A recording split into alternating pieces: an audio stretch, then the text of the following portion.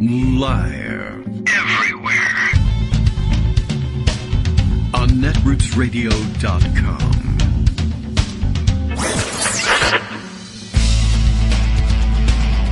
David Waldman. Kagro. In the morning. Now, here's David Waldman. Hey, good morning, everybody. How you doing? It is Thursday, November 4th, 2021. Time for another show, in case you didn't know. Kids off from school today here in Loudoun County, the most important school district in the world.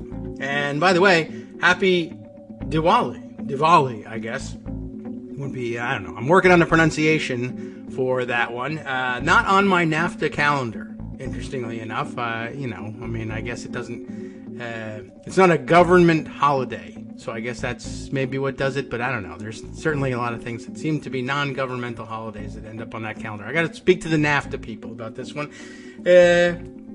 We have off for school, actually, for that reason. This year in Loudoun County Public Schools, because, you know, they're, like, sensitive to everything, which is getting them in trouble, apparently. They thought, oh, okay, well, they actually added new holidays to the calendar, new religious holidays that were being recognized. And decided, well, you know, it ought to be a broader spectrum than, you know how it is, just Christmas. Or occasionally there were recognitions of Jewish holidays, but that didn't go any days off. So let's see, Yom Kippur was a day off, days school closed this year. Diwali today, which is, I guess, what accounts for the week-long closure of the schools. I told you the other day that they close for Election Day, which, by the way, is a good half step towards turning Election Day into a federal holiday. We ought to follow through with that at the federal level. And because they were closed Tuesday, I guess they figured it wasn't worth much to open up on Monday, so they didn't. Then they had the Diwali holiday today, on Thursday. So I think they just stayed closed for the week. We have asynchronous at-home learning days on Wednesday and Friday this week, so kids are supposedly doing something, but anyway, that accounts for the whole week. I thought I would bring you up to speed on that one because, you know, it's a holiday for only like 15% of the planet celebrates the holiday, and but not around here, except they do around here. That's the whole point. That's how diverse we are here in the United States, but in Loudoun County and in Northern Virginia, in particular, a very large Indian population, transplant population, that celebrates the holiday. I don't think they were frequently absent from school, but now they said, go ahead, take the day. The other holiday that they awarded, I guess, is that the word for it, is for Eid al-Fitr usually around May, I guess, following the breaking of the fast at the end of Ramadan. That one they found, I actually had an article on it from the Loudoun Times-Mirror. If you're interested, I could refer you to it. But they were saying, generally speaking, they found that Eid did, in fact, impact attendance. Again, I told you, it was a diverse area around here, right? So on these holidays, they're finding some absences. The only one, like I said, that really impacted the schools, which gives you an idea of how large the Muslim population is here, was Eid. But a lot of students of Indian descent, and I guess of various descent of all sorts around the world, but practicing Hindus, I guess, or at least people who really enjoyed Diwali. Anyway, so let's see, plenty lined up for today, and a new treat coming online here for today. I know a lot of people have been asking about where has Armando been. And, I don't know, busy, around, yelling on Twitter for the most part.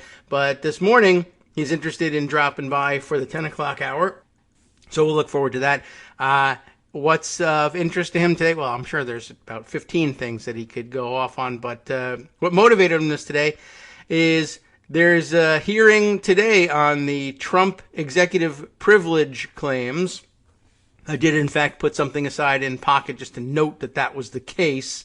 And that was coming up, and we ought to pay some attention to it. But I didn't have an article to read about it, but now I will have Armando to join us on that, and I'm sure chime in on a bunch of other things. I happened to see Norm Eisen tweeting this morning that he was going to be on CNN. That's the new name for it, and we'll just call it that. It's the Let's Go Brandon of CNN. CNN. I don't know what it means, but we'll just say it instead. It'll be like code between you and me.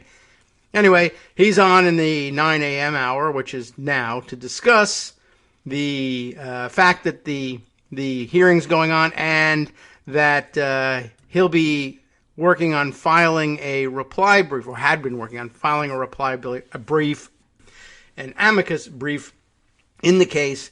My understanding is, and this will be great to have Armando come in, is that basically Trump is going to show up and say, I have executive privilege forever for the rest of my life, and executive privilege means whatever I don't want to have happen in a court shouldn't happen. And, the rest of us are against that sort of thing. And we'll see how it goes, or how it's argued in court today. Greg Dworkin, of course, has prepared his raft of stories. I happened to see his list and the commentary on it scrolling by on the Skype messaging this morning. He's got a whole section labeled non-Virginia news, and I'm not sure what that even is, because there is no news outside of Virginia. As far as I know, it's all been about that, but we may as well go over to it and figure out what it means. Oh, and of course, Bill's morning tweet. Let me find out what the hell we're supposed to do today. I'm going to just tell you, Greg, here. Well, here. Good morning. How are you? And in case you want your morning instructions, Kagro in the Morning radio show is live now, and Bill says Kagro X is forming a new police force. Ah, yes, right. I'm doing that down in Florida. We'll get to that. A new police force to go after people who don't tune in. I guarantee you this, the first person that gets caught, no one is going to not want to do it again after that. Bub, we add to that. Apparently, this morning's Twitter storm, for me anyway, it wasn't much of a storm. Well, a couple of raindrops. DeSantis. Ron DeSantis down in Florida, I guess, has, I don't know who gave him this idea. Maybe it's his own original idea. He's decided he's going to form a new police force that's going to go after all the election fraud and crime that's going on down there. It's so bad in Florida, apparently. This is his idea. Election fraud so bad in Florida, they need a dedicated police force to go after it. I had just been wondering, Ron DeSantis is a Yale grad, and I'm curious a little bit about when you do stuff like this. Do you think, I don't know, what's your opinion on this, Greg? Do you think that it's the sort of thing that makes you laugh, like you just think it's hilarious that this is how you run the state, it's so easy, you just come up with any dumb thing, or does it frustrate you that you have to do these dumb stunts to make the MAGA crowd happy? Well, after 2016 and after last Tuesday, nothing's funny. All Not of to it us. is, it just might work. Yeah, I guess I'm just thinking, if you're if you're Ron DeSantis and you're smart enough to have made your way through Yale, that's got to be worth something still. And but just the idea, do you laugh at what can I come up with that's so dumb but out front on this? Well, it's more like, what can I come up with that Kristi Noem hasn't yet? Yeah. And what can I come up with that Greg Abbott's going to say, well, I can double down and do even better, and then let me just do that one better before he gets there. I mean, that's what this is. Yeah. I guess it depends how it comes to you. If somebody forces you to do it by starting a Twitter storm about it, then you might say, oh, this is frustrating. I have to keep doing this stuff. I guess if you come up with it as an idea, that probably tickles you. You know who's going to I'm going to call Greg Gianforte. He's going to love this. Well, sucker, I beat you to it. There's been a whole lot, and this has been true for 4 or 5 years now. Well, everybody laughs at Trump, but what if a smarter Trump came along and did X, Y, and Z? And it's not Ron DeSantis. No, but he has been hoping to create that lane based on what himself, he's showing us. sure. It's not Ron DeSantis, it's not Greg Abbott, and it's not Kristi Noem. Yeah, right. They're going to have to define down the smarter Trump. It's going to be somebody who looks a little bit more like Glenn Youngkin, unfortunately. Oh, yeah, right. Well, fleece vest. But yeah, we'll get back to that. I want to start with a couple of things, though. Two Never Trumpers who were on Deadline White House, which I didn't watch, but they tweet, some of the highlights. And I didn't watch because I just find myself, not just since Tuesday, but over the last 6 months, watching a whole lot less cable TV and not really missing it. I think a lot of people with you on that. And Deadline White House said this about Tim Miller, who writes at The Bulwark and is a never-Trumper, but a pretty sharp political analyst, I think, said, there's a huge swath of people in Virginia that just don't care that much about January 6th. They didn't like it. They were mad about it for 2 days. But right now, what they're mad about is that their gas prices are going up. So we're going to come back to that. And Michael Steele, another never-Trumper, said, this CRT issue became an avatar for a whole host of issues and frustrations that Americans across the country sort of drizzled down into the sinners of the Virginia electorate, as we also see in the New Jersey electorate. And we saw in New York and Connecticut, local issues. I mean, Republicans just did well overall on Tuesday. It wasn't just, Virginia. Yes, Democrats did quite well in some of the cities. Michelle Wu's an amazing story in Boston, who's now the mayor. I guess we'll say Wu for that. And, she had a great line when she was doing her victory lap. She said, I think it was her son, but I think she said, my son said to me, so is it possible for a guy to be mayor of Boston? All right. Yeah, And she said, it's happened before. It might happen again. But if you work hard and go to school, right? Yeah, sure. Okay. I mean, so there are good things that have happened. Yes. But overall, what we in effect have is an angry electorate, and we know that for a number of reasons. One of them is that the Marquette poll, MU Law poll, came out yesterday, looking at numbers. Well, no wonder we lost. From I don't know.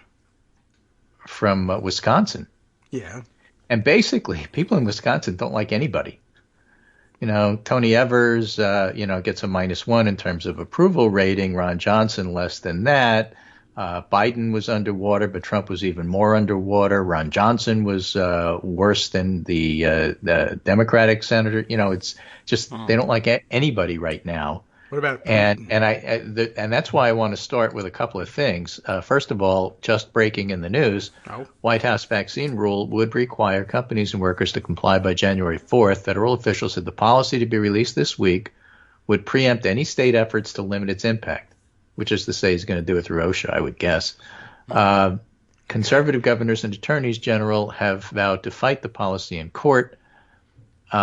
The hotly anticipated rule, which is being implemented on an emergency basis by the Department of Labor, is one of the White House's most strenuous attempts to increase vaccination rates across the country to address the lingering public health crisis. It would require weekly testing and mandatory face masking for workers who choose not to get vaccinated. So you have an out. If you don't want to get vaccinated, that's fine. But you just have to wear a mask at work. Now, this is what the hospital has done for years and years with flu. Flu shots aren't mandatory, but if you don't get one, you have to wear a mask during flu season. Okay. That's just the way you have to do it. Well, this is an outrageous thing that's totally different from that. Right. So this takes me to a little piece I just came across in the news outlet called Task and Purpose, which looks at military stuff. Yeah.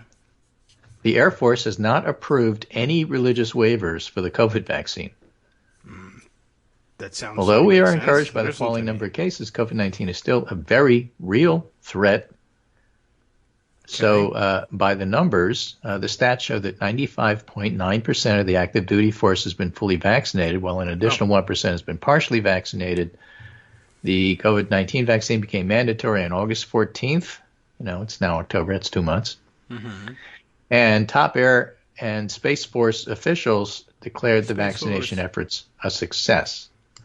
Yeah, there was a moment where once again they threatened, the right-wing Twitter. Thousands and thousands and thousands, just like in New York where NYPD had 34 people. All of our pilots were going to be, pulling the ejector seat in the middle of flight to get out. Right, but again, that's part of the propaganda. Airline schedules are disrupted. Well, that's because of heavy winds and other scheduling issues. And the Pilots Association says it has nothing to do with the vaccines. Well, it's because you mandated. Well, no. So that's why I think it's still worth highlighting this. There's still 8,486 airmen and guardians who are unvaccinated, meaning they refused the vaccine and do not have an approved exemption. So you can get medical exemptions. 1,634 of them did. 232 administrative exemptions. An administrative exemption, you can think of something like, look, I'm going to retire in 2 months. Just get off my case. All right. And they go, okay, fine. I mean, if you don't want to live in retirement, that's up to you, I guess. That's your problem, but we're not going to court-martial you. Right. If you're leaving in 2 months, you don't want to get vaccinated, we don't really care. Zero religious accommodations have been approved.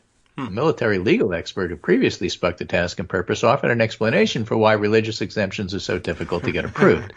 Part of it has to do with the fact that service members receive many mandatory vaccinations before they enter basic training.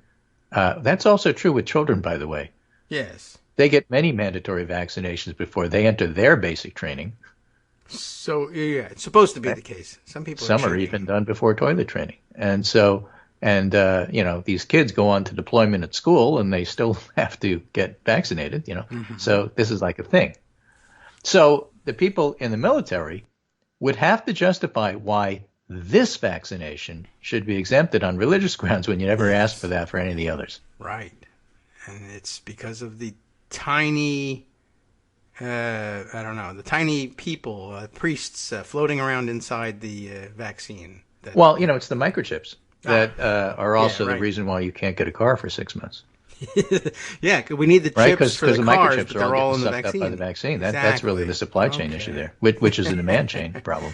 Right. So did you not take the smallpox vaccine? Butch Bracknell, a retired Marine lieutenant colonel, remember, retired, but not an ex-Marine, who served as a legal advisor for the 1st Marine Division, told Task and Purpose, did you also not take the hepatitis B? Show when you've been opposed to this in the past, and how did this all of a sudden become a part of your closely held religious belief? Is it limited to this vaccine? Because if it's limited to this vaccine, that's a bad argument. Yeah.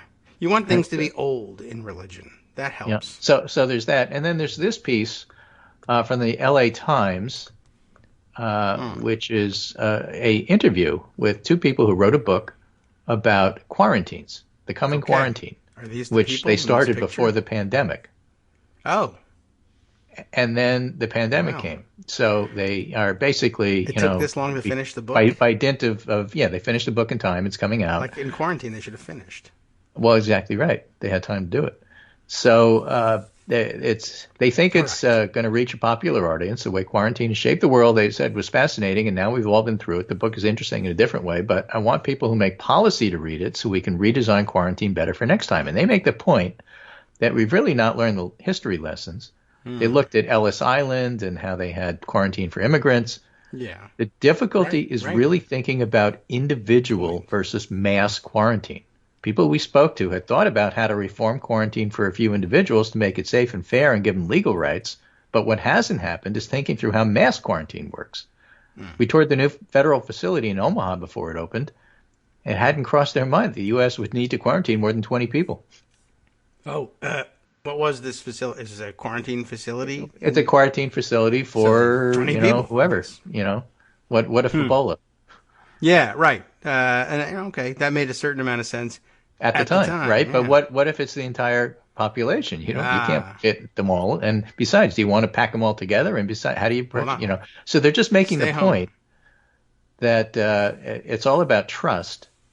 And they say it's astonishing to look at our research and then see contemporary examples play out the same way. There's always a group that's stigmatized. This time it was Asian Americans. And it depends upon whether you're a pessimist or an optimist, but we're probably going to see the same template over and over and over again. A lot of CDC planning they didn't implement here, but it did in South Korea. They used it. And basically what they're saying is that we didn't really have the political will to do this. And so we were never on the zero COVID team the way places like Iceland and New Zealand were. Now, granted, they're islands and they have an easier time and a smaller population, but it's just like it was never considered. And if you want to get an idea of how this plays out in real life, forget about zero COVID, just go back and remember what happened when infected cruise ships came under Trump's administration. Yes. And how poorly set up we were for something like that. Mm-hmm. There's like hundreds of people on the ship. What are we going to do with them? What, you never thought about that before? You had no plans for some population that large? Well, we built Omaha, or we're going to build Omaha in 2 years. It's got 20. We got hundreds of people on the ship. Yeah.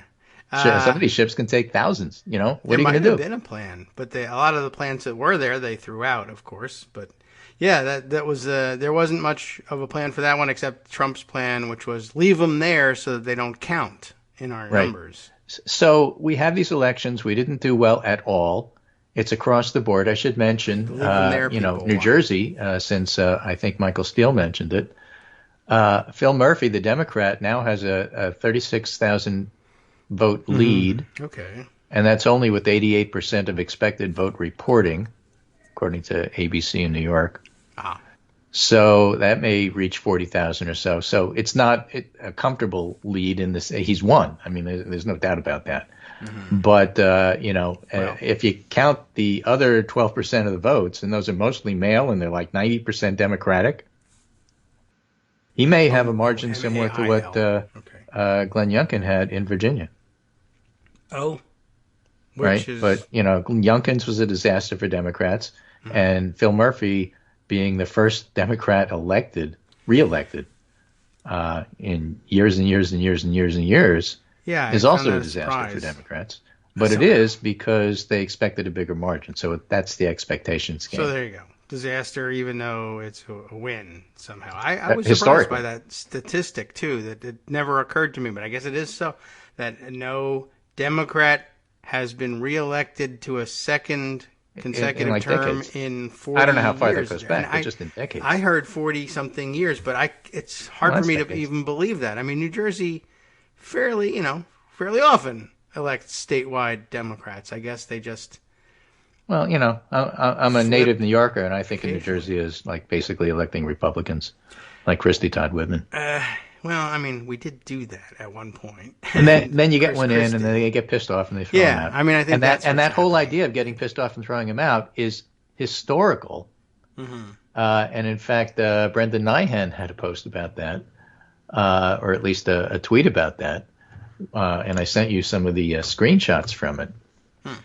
And he basically said, so much now is abnormal, but what happened Tuesday is normal, a mirror image of 2017. And he goes back to the Washington Post and says, a wave of Democratic victories ignited a ferocious debate across the Republican Party on Wednesday over whether President Trump's unorthodox behavior and polarizing agenda are jeopardizing the GOP's firm grip on power in Congress, governors' mansions, and state legislatures. The recriminations sparked by Tuesday's results, a decisive rebuke of Trump and his policies in Virginia, threatened the fragile GOP push to pass sweeping tax cuts by the end of the year, a year ahead of the 2018 midterms. Republicans are increasingly uncertain about keeping the majorities in Capitol Hill. Does it all sound familiar except in the mirror? Yeah, that's I can see, yeah.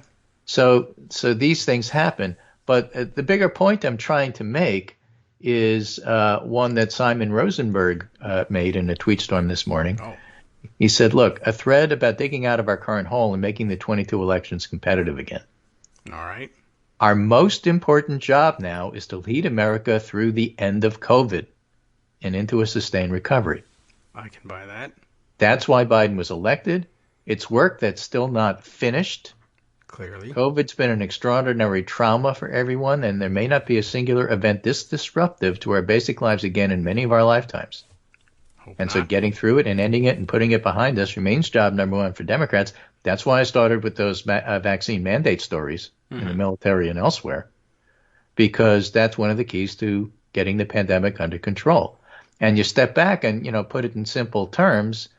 We'll talk about CRT and what that means, but the fact of the matter is people want to go back to normal. Tim Miller is right. We care about the price of gas. I just heard this morning on the radio that California is starting to store natural gas for the winter to try to have a handle on how high prices are going to go in winter. Okay. Partly because supplies are being disrupted by COVID. So the point is, COVID's everywhere. You don't see it, but it's Very everywhere small. in terms of disrupting things and making prices higher, which in turn has political effects. And so you can't really get ahead of anything, including the economy, unless you get COVID under control.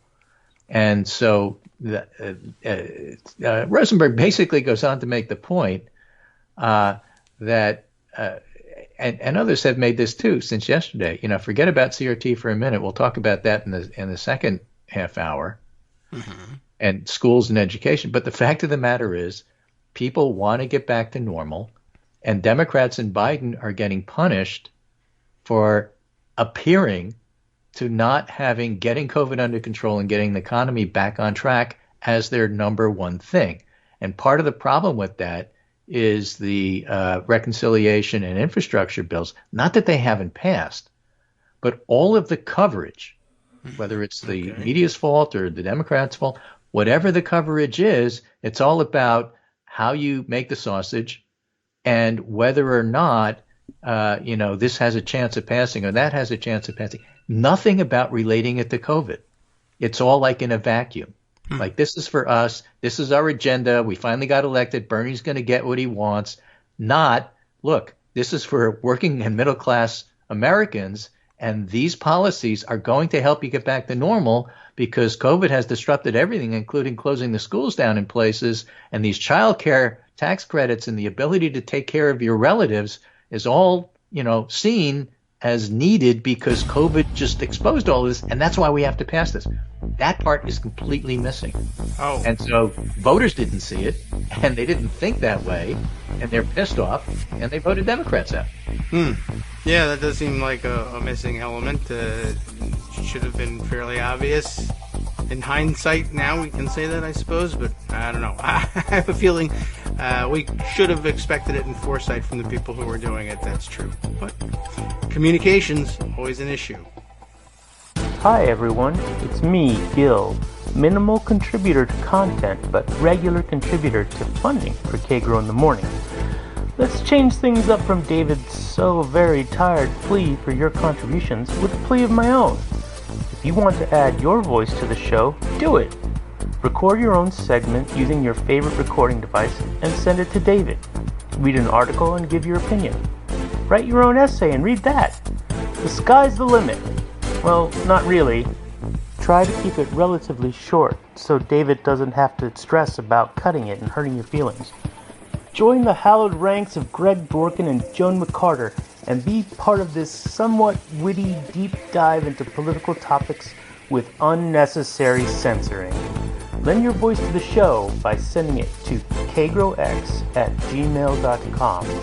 KAGROX@gmail.com.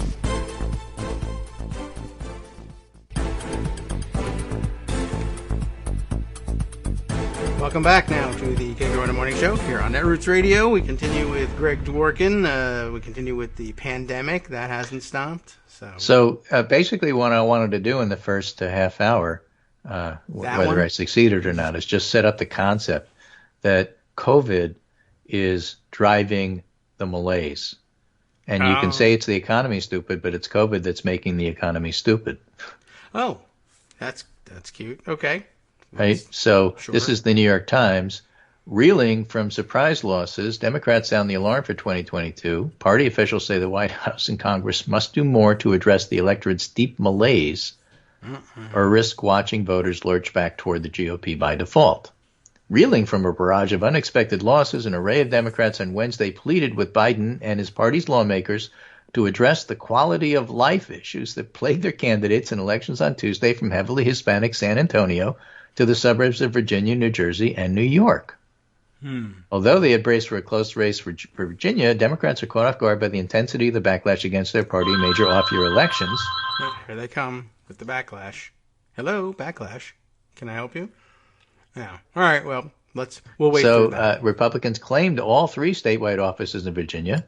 Will likely take control of the state's House of Delegates and came close to upsetting Phil Murphy in New Jersey, whose reelection had been presumed safe by officials in both parties, but just as jarring were some of the less prominent contests. New Jersey State Senate President Steve Sweeney was trailing a truck driver who ran a shoestring campaign. A Latino Republican flipped a Democratic seat in South San Antonio, and Democrats were thrashed in local races across Long Island. All right. Yeah, Long Island doesn't surprise me. That's Alphonse D'Amato territory. Yes, and okay. if it's returning that way post-Trump, that's not shocking, but it's something that one needs to, deal with. And then the next paragraph is the scope of the party setbacks illustrated that voters were fatigued from the demands of the still continuing coronavirus pandemic and angry about the soaring prices and scarcity of goods they were confronting every day. That's the same issue. It's COVID, but, they present it separately because people see it separately. Again, I care about the price of gas and not about this or that. Well, they're all related. Well, I don't care. I care about the price of gas. Right. I don't believe in the virus, but I wish I could not believe in this price hike, but I have to pay it, so I believe. And then they introduce another concept, which I will also address. While Democrats strengthened cities and some large suburbs, saved them from even deeper losses. Again, look at Boston, for example. Yes. Their electoral coalition showed signs of fraying as voters vented their unhappiness with the party in power. And the idea that the coalition is fraying is a thing. Okay. As a matter of fact, Greg Sargent had a column exactly on that, which is why did the Democrat coalition fracture so quickly? And, he has some ideas. He points out that they're going to see a bunch of mini Youngkins in 2022 running the parental control playbook in an attempt to tap into anxiety over local schools. Voters are anxious, including over schools, and every Democratic candidate needs a plan to address that. But there are two very unsettling conclusions with how things fell apart. The first is that Republicans appear to be reaping the positive consequences of the depolarization, as well as, I would add, the negative consequences of the pandemic, while evading all the other negative things that Trump did. I mean, Trump was the one that didn't get the pandemic under control when there was a chance to. Right. Like, nobody talks about that anymore. No. And you can't because, I don't care about that. What's the price of gas? Yeah, that's where people's heads are. Greg Sargent, who is no conservative, says Trump drove up the GOP share of the blue-collar and non-metropolitan white vote while driving suburban and educated whites into the Democratic coalition, but Youngkin built on Trump's blue-collar and non-metropolitan white vote.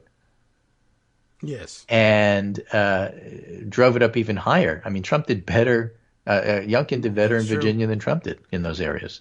Yeah. Okay. But he did it while simultaneously keeping Trump at arm's length, offering a cheerful center-right vision in a way that reversed the losses among suburban and educated whites. In short, Republicans continue to benefit from the deep changes Trump inflicted on our politics without paying a price for his legacy of white nationalism, presiding over the deaths of hundreds of thousands in the pandemic, and attempting to violently overthrow our political system. And as shocking as you and I see that, Tim Miller is right.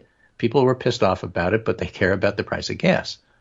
Which leads Greg Sargent to another point. If the result does signal a Democratic loss of the House and Senate, and GOP strength in the New Jersey gubernatorial race underscores this, we may be staring at the third time a Democratic president has a window of 2 years to clean up the mess that Republicans make. Again, that's because of the structural issues that happen in the Electoral College, for example, and giving a place like Wyoming 2 senators, right, which is the same as what California gets. Right. Bad news. Yep. Huh. So, that's the background, again, for all of this. So there is an unsettled electorate. It doesn't mean that we've lost them. Here's Simon Rosenberg is talking about how to get them back. And, the way that you get them back is you have to get connected to the trauma, and you have to tie the Build Back Better and the infrastructure stuff that's going on now in Washington and may well pass, and you have to tie that back to the economy and the pandemic, and that's why you're doing it. And you're not doing it because you finally have a chance to, you can't be Republicans. They're so used to Republicans. What's the Republican plan? Cut taxes. Well, what if the economy is good? Cut taxes. Right. Well, what if the economy is bad? Well, obviously you have to cut taxes. So people are so used to that, they assume that if Democrats want to expand the social safety net, it must be because Democrats always want to expand the social safety net, which to an extent is true. Yeah. But you also have to add, it's important to do now because the pandemic is now, and these issues are important now, and not everybody's on Zoom. And if you're a parent and you're getting school disrupted because, COVID, and you need help in dealing with whether it's childcare or even just keeping the schools open altogether, these programs are going to help with that. And so it's about you. It's not about us and what our ideological framework is. Yes. But again, I've always been a center-left Democrat. I don't think you can sell a Bernie Sanders agenda to most of America. I just don't think you can. And I don't really care how he ran in West Virginia in a Democratic primary when he was running against Democrats. Yeah, I don't know. I mean, you Bernie certainly did can't so sell well. it as... But not if it's a general election. That's true. He hasn't won one of those in West Virginia. So that's the Simon Rosenberg take. Here's one from Jennifer Rubin: how Democrats can get their act together. All right, go ahead. So Jen. the media, having pronounced Biden no better than his predecessor on foreign policy and responsible for a loss of faith in American leadership after ending a 20-year war, when, by the way, David Rothkopf is pointing out that across the world people are just thrilled with what Biden is doing, are now at pains to explain allies' enthusiastic embrace of Biden at the Group of 20 and the COP26 summits. He leaves with historic commitments to curtail deforestation and methane emissions. So why are Biden's poll numbers down? Why are so many wringing their hands? Why were Virginia's election results so poor? A lot of factors explain the perception gap, not all of Biden's making. Partisans on both sides and horse race-centric pundits in the media continually stress what Biden hasn't achieved. No paid family leave. Democrats didn't get more taxes on the rich. Apparently getting 3/4 of an ambitious agenda is no longer victory.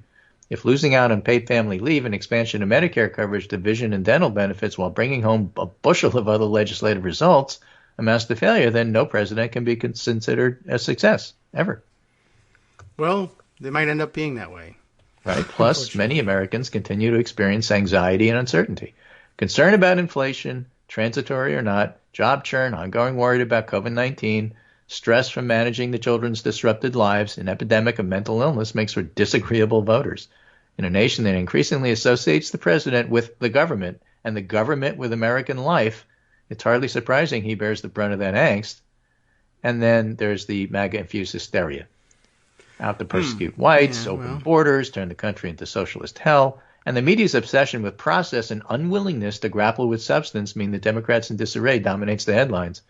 So that's all there. Although she points out Democrats are hardly blameless.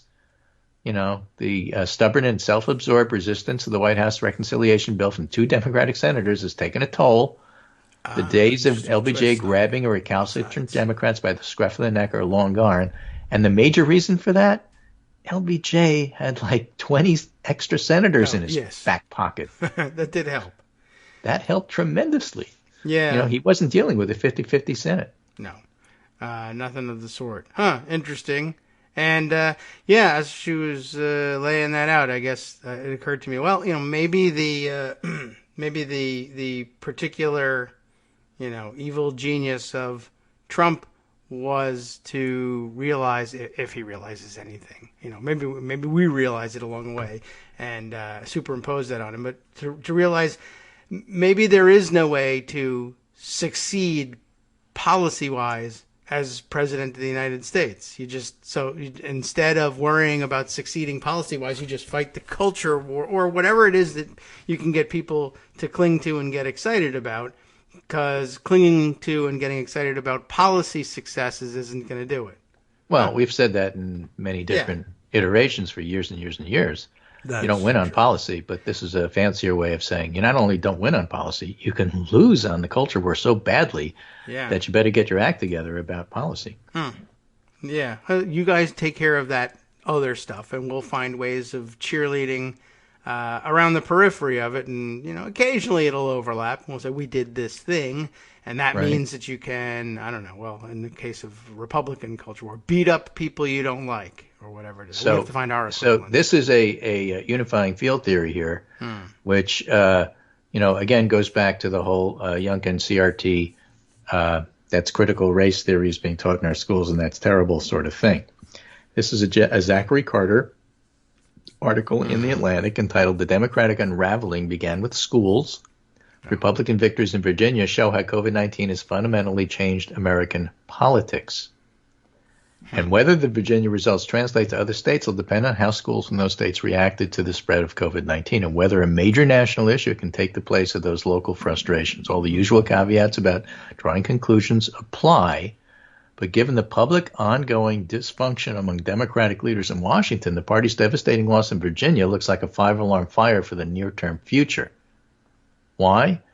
Because COVID-19 has been terrible. And it's been especially hard on parents, he writes. Unpredictable school closures didn't just screw up parents' work schedules. They drove millions of parents, including 3 million women, out of the workforce.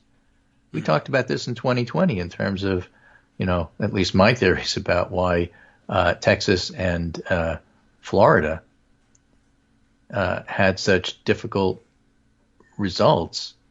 And basically, if you take people out of the workforce and you don't give them an alternative, they're not going to like you. You can say, well, we're being strict on COVID and COVID is the most important thing. We have to get it under control. And they're going to say, I don't care about that. What's the price of gas, especially if I don't have a job because you closed my restaurant? Yeah. And then remote learning doesn't work well for most kids and has been accompanied by rising levels of depression and anxiety among students. Existing disparities in learning got worse, with the biggest hits coming to kids with disabilities, kids from low-income families, kids from Black and Latino families, all demographics the Democrats expect to do well with at the ballot box. Most students in Northern Virginia public schools went almost a full year without in-person schooling, and both teachers and teachers' unions pretty consistently supported keeping the schools closed. Whether those decisions were ultimately reasonable is hard to measure, but the governor was largely absent on school policy at a time when a lot of parents were really angry. Was that right? I mean, you're in Northern Virginia. Absent on school. I mean, I guess it was except that, I mean, there was one pronouncement from the top that this is how we ought to approach school closures. And I mean, so he was controlling school policy. But he wasn't speaking to it the whole time. I told you what was going on. There's a pandemic. So Democrats typically do very well on education in Virginia. Suburban voters organize their lives around well-funded public schools. But this year, Youngkin entered Election Day up 9 points over McAuliffe in the Washington Post poll. Among voters who said education was the top priority. Right? And the most important data point for the election is public school enrollment in Northern Virginia. And it's bad. It's bad for Democrats. Fairfax County, the largest county in the state, has lost more than 10,000 students since the start of the pandemic, a decline of about 5%. In Arlington County, 3.9 drop-off. In Loudoun, it's 3.4. And they may look like modest declines, but they shouldn't be happening at all in prosperous counties where the population's growing. The public school in all three counties has a reputation for quality. People move there for the schools, and some of the influx into the areas can be chalked up to white flight from D.C., particularly in Loudoun, but a lot of it can't. Northern Virginia is a pretty diverse place, as you have pointed out. Most of the coverage ahead of the Virginia elections focused on culture war issues, but conservative political activists want these issues to prove that wokeness is unpopular, and an anti-woke backlash will bring Republican salvation, not only in Virginia, but across the country. Of course, the truth is more complex. The right has settled on K-12 schools as the epicenter, and a lot of suburban parents lost faith in Virginia's public schools over the past year, and as a result, are more open to conservative narratives about problems in public schools. And that's really the point. It's not that CRT drove the backlash, is that people were already upset about the schools, and then they saw an opening and fiendishly took it. Or as one conservative Republican law professor put it, look, you keep saying people are stupid because they don't understand that CRT's in school. Let me tell you, pundits, you're stupid, and let me explain why. Okay? Parents are not stupid. They understand that CRT isn't taught to the kids, it's taught to these teachers. But if it's taught to the teachers, it's going to filter down. And when you say CRT, those parents hear DEI. Diversity, equity, inclusion. The very thing you started this show with today. Because Virginia is closed for a various number of holidays.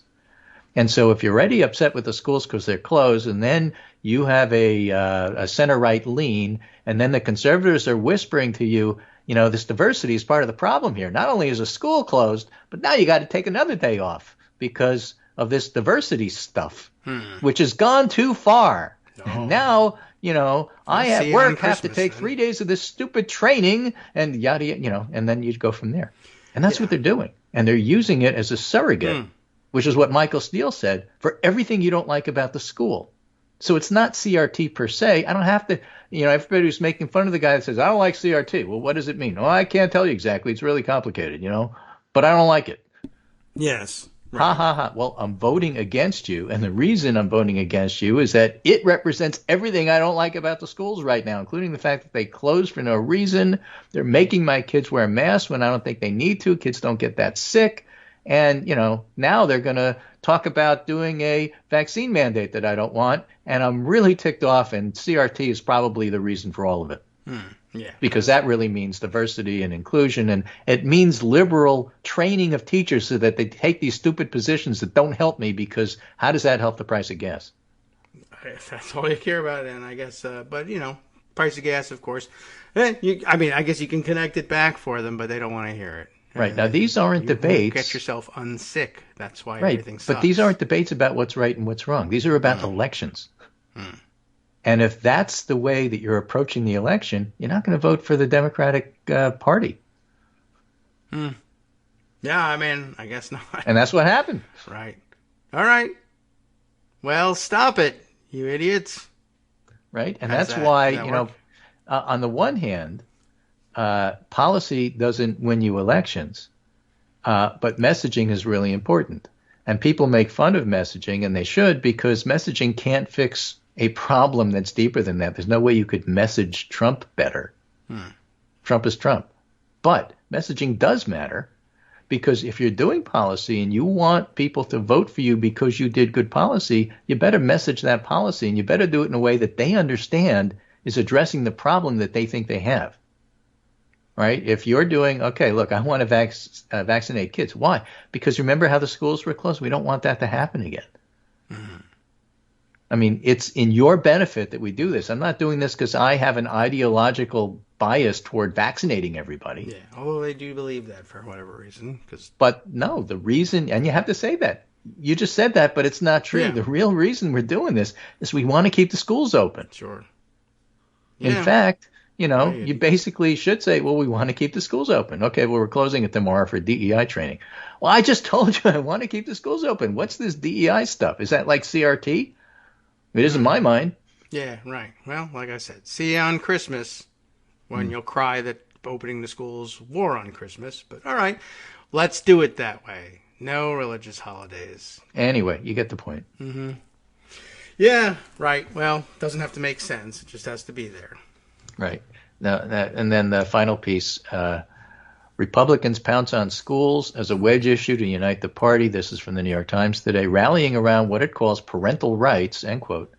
The party's pushing to build on its victories this week by stoking white resentment and tapping into broader anger at the education system. Right? And so, that's where it's not CRT. It's everything. It can't be. Because it can't be. But, so what happened in New Jersey where CRT wasn't an issue? Well, disruption from COVID and school closures and everything else didn't necessarily come to the fore, but the COVID disruption certainly did, and that did everywhere else as well. And if you're in areas that, for those of you who are old enough to remember, being a New Yorker and Long Island, if you're talking about an area that typically and traditionally voted for Al D'Amato, right, but's been voting Democrat the past couple of years, and then all this stuff comes up, you're basically going to vote for Al D'Amato's party. You may very well. They did. That's what happened Tuesday. Well, again, stop it. Stop it. So how do you stop it? Well, guys? Again, you do things that help people, and then you tell them that you help them, and you keep telling them that every single damn day. And you don't wait for 3 weeks before the election. I guess not. Okay. We made that mistake with the Affordable Care Act, and we're still making it now. Of course, you have to pass this stuff. That would help.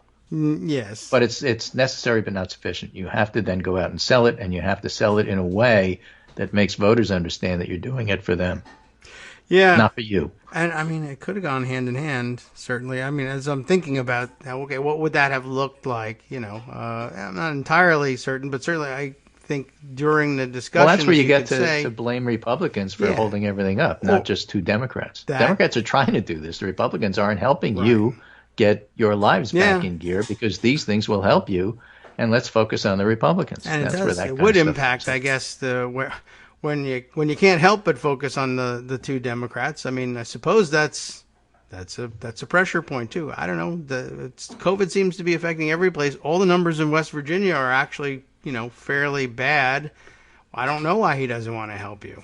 You'd have to ask him. But the opportunity is there. We're asking him, how much does he want to help West Virginians? And he keeps saying, less than that, and less than that, and bring that number down again, less than that. But I don't know. Not saying it's going to be a success, but I'm saying it's the thing to talk about. You're right. Okay. Let's do it all over again. Can we rewind the clock? Yeah, 2022. Okay. Oh, right. Yeah, well, we'll get the chance to do that, too. All right. Well, so that's a story. I don't like it. Well, I didn't like Tuesday's results, but got to look at it in the face and say what happened. Okay. Why not? That's what we were doing. Okay. No wonder I felt so bad about it.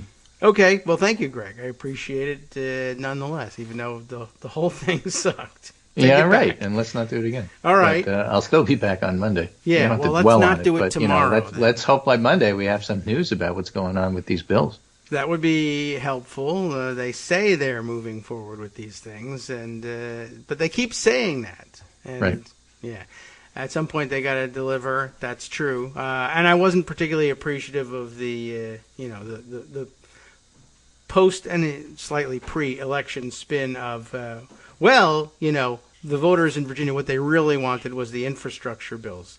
That I never voters bought in Virginia that. Didn't really care about that, unless you were going to somehow tie it to transportation in Northern Virginia. Yes, which is usually an issue, right? And I guess you could talk about the prices and gas and all this, but I think you're right. You're onto something there that you say, look, it's not that we're not doing these things for our sake or just for the hell of it. There's a lot of things that Bernie Sanders always thought was going to be a good idea, but as it happens, a lot of other people think it would be a good idea right now because of that bad thing that you're worried about still and hasn't been fixed, even though it's largely because you won't wear a damn mask. But I guess you could leave that part out. Yeah, blaming voters doesn't generally give you votes. All right. Well, it's the other guy over there without the mask. You're clean. It's persuasion. Okay. Man. Anyway, Aaron Rodgers. He has COVID. Yeah. There. I forgot to say it when we were on the air. It doesn't make a difference. But all right. Well, okay. Thanks. I don't want to do any more show now. But that's okay because Armando will come on and take care of that. Today's a good day to do this. Yeah. Right. It's a good thing he's coming around because now I'm like, I don't want to talk about anything now. Say hi for me. I will. And just tell him, listen, Armando, call in early because I'm depressed and you have to take up the whole hour. Yeah. I start now. And all right. Well, we have to wait for the 10 o'clock hour in order for him to get ready. And I don't know. It's probably going to maybe he has to drive across. Well, the Washington Post has found all these people guilty by putting together the whole timeline of what happened on January 6th. Maybe the January 6th committee can do at least as good a job as the Washington Post. That would be nice. They move a little slower than the Washington Post, but it's a little bit more formal and it's a bit more official. Yeah, but they can bring down a heavier hammer. What's Armando's topic today? Armando's topic. Well, the thing that's brought him in is there is a hearing on Trump's executive privilege claims. Right. Today. So National Archive stuff and all the yeah. And, mostly I assume disassembling his ridiculous argument, which is that the executive privilege is permanent. If you've been president, you get to carry it with you for the rest of your life, no matter what you were doing. Well, that's where the archives come in. And I'm honing in on that because, you can subpoena and should Steve Bannon and Mark Meadows. Yes. And you Meadows can prosecute them, and you should, if they don't comply, but that's going to take a long time. Yes. On the other hand, a decision to hand over stuff in the National Archives could happen, any moment. Right. That's something you can do in 8 minutes. Okay. Well, we'll be looking forward to that and see how that rolls itself out. And I don't know. All right, well, we'll be talking about that, and I'm sure he'll also, go over a range of topics. I wouldn't be surprised if we also spent some time on what was happening with the University of Florida and DeSantis's control of the of professors there and their ability to testify in court cases. Yeah, there's a fourth one. Like. I mean, they did the three over the voting rights, but there's a fourth one who's being told not to cooperate with any sort of request for expert opinion over masking. Yeah. Right. So they come up with a fourth one. And then I see also in the news from the Chronicle of Higher Education, I'll just shoehorn this one in, that their headline explains this. 3 University of Florida, now 4, experts couldn't testify, 3 on a voting rights law, the 4th on masking. But this professor, this other one, a 5th one, had no trouble. And that was because he was getting ready to testify in a case that the Republicans liked. And what do you know? All the excuses that the University of Florida was forced to come up with as to why they were disallowing these other professors. It wasn't what they had to say. It was some other rule. That's interesting. Right. I don't know if Armando has any insight into this, but my doctor friends tell me that the major public hospitals are under just as much pressure from the governor as the universities.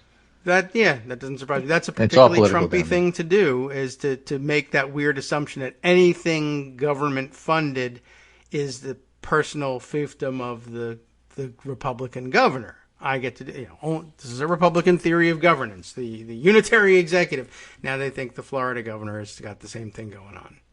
Why not? I don't want any of my expert emergency room doctors, testifying on gun cases. Don't talk about what's happening or how to help people. Okay, right, sure. All righty, take care. Say hi to Armando, and I'll see you on Monday. Okay, thanks again, Greg, and thanks for stretching it out and coming all the way to the end of the hour. The music means that's where we're at, which is a preposition that we shouldn't end a sentence with. Is that right? I don't know if I have the parts of speech right. Anyway, we'll be right back, regardless of whether we have it right or wrong.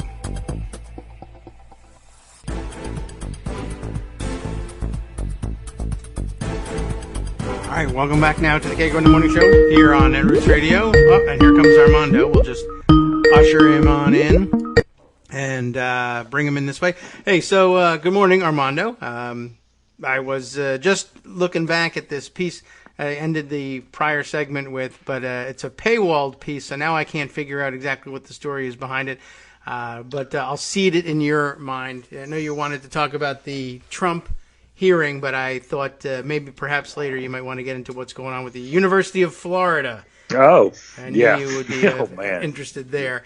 But yeah, by all means, we can start off with the Trump stuff, and I can poke around and see if there's an alternative source on this other story, which was so interesting that apparently a different professor managed to be allowed to testify in a case that was Rubio's buddy at the Florida International University, which is a state university in Miami. Okay. And he was permitted to testify on behalf of the state, which I guess you could argue is consistent with the.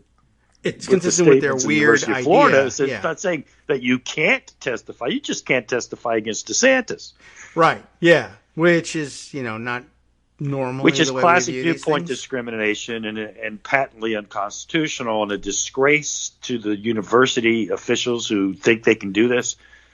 But, DeSantis is a fascist, and obviously he threatened them with something or other, as he's threatening everybody. I imagine that's the case. There's no more, now that Trump's out of office, the biggest authoritarian in the United States is Ron DeSantis. Now, none of the free speech warriors who decried Facebook censorship or stupid student tricks in colleges care about this, even though this is the most blatant attack on the First Amendment that we've seen in a long, long time. Now, you may not know my history, but I was involved in a case where the governor of Puerto Rico attacked a newspaper there who was very critical of him. There were very rich people in this newspaper, so they had a lot of other businesses that had to do with the government. Okay. And they attacked not only the newspaper by pulling public announcements and things like that, which used to be a big thing for newspapers, getting the government stuff and bid auctions and stuff like that. That was a significant source of revenue. But they also had other companies that were getting permits pulled and everything else.